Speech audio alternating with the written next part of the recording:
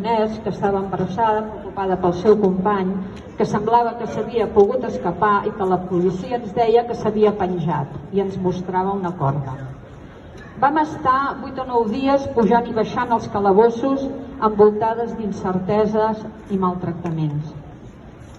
Aquell mes de juny, al camp del Barça, hi havia hagut un festival de Lluís Llach i se'n veia en una fotografia desplegant una gran pancarta dels comitès de solidaritat amb els patriotes catalans. Però a més, la policia em deia que m'havia vist llançar fulls de terra lliure i que els havia de dir qui me'ls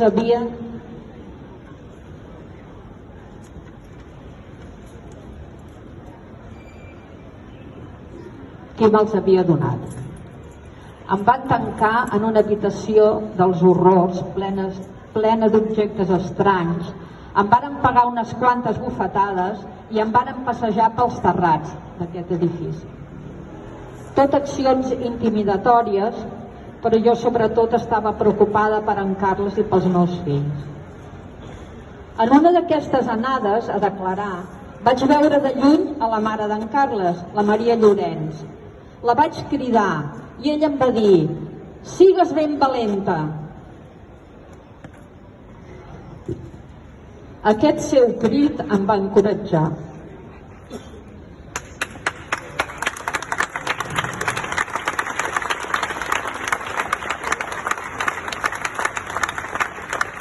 I aquí voldria recordar també totes les mares que, encara que no estiguin ben bé d'acord sempre amb els seus fills o filles, han estat puntals en la lluita antirepressiva, com la meva mare, la Maria Llorenç, la Isabel Puig, la Roser Massip, l'Amparo Valdés i tantes d'altres que amb el seu suport han fet i fan més suportable la repressió.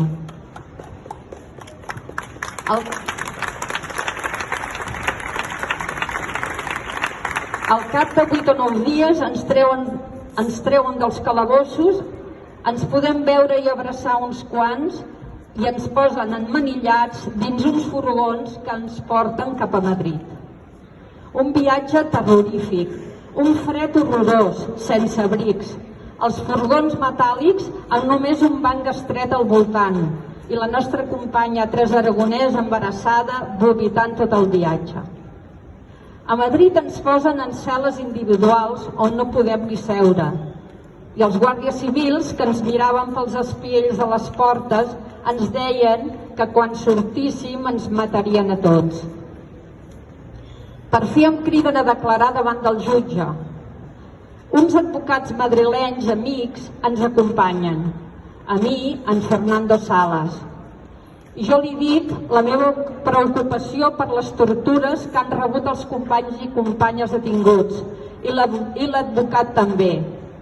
Señoría, este tema nos preocupa mucho. El jutge ni se'l mira i em pregunta si jo era de Terra Lliure. Li dic que no i em deixa anar. Un corredor llarguíssim i fosc, al fons una porta i al carrer, en una ciutat desconeguda i en plena nit. El segon cop que vaig estar aquí va ser l'any 1982. Manifestació contra la LOAPA i una pancarta on diu independència. Ens detenen a 4 noies, la Maite, l'Eva, la Blanca i a mi, totes detingudes també el 81, i a 2 nois, en Carles Castellanos i en Ramon Pelegrí.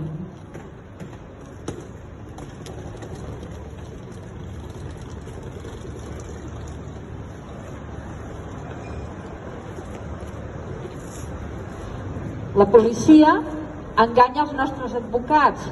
Diuen que és un pur tràmit, que marxin tranquils.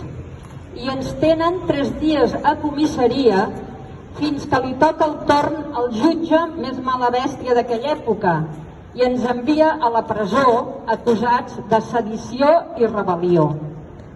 Els nois a la Model, les noies a la Trinitat. 1 mes i mig. Fins que l'Heribert Barrera demana a Madrid què passa amb nosaltres i sense cap tràmit ens treuen al carrer.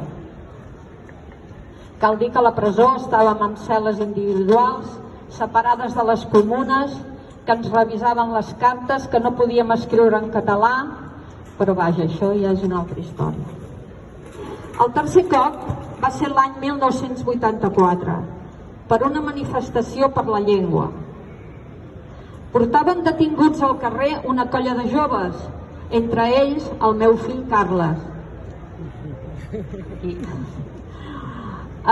Com vaig anar a interessar-me per ell, jo vaig llançar a terra una pancarta que portava "Llibertat Carles Benítez", i em varen ficar al furgó amb els nois. Tot el camí fins a comissaria no varen parar de pegar-nos i insultar-nos.